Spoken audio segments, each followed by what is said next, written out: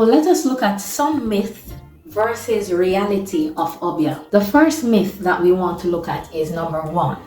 Someone can steal your man with Obeah.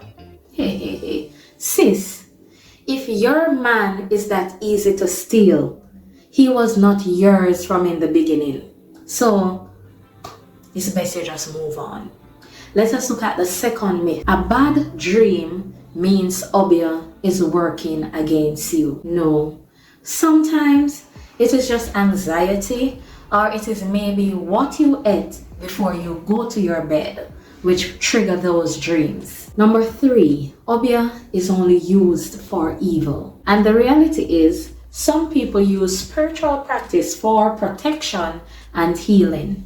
The next myth is that you need a spiritual bath for every breakup. The reality is, all you need sometimes is just closure and help care. You just take good care of yourself. That is all you need. The one of the next myth, our 5th myth, is that your partner's ex put a spell on him. In reality, sometimes they just have unresolved feelings, unresolved issues or baggage that they have carrying with each other. Now let us look at some of the realities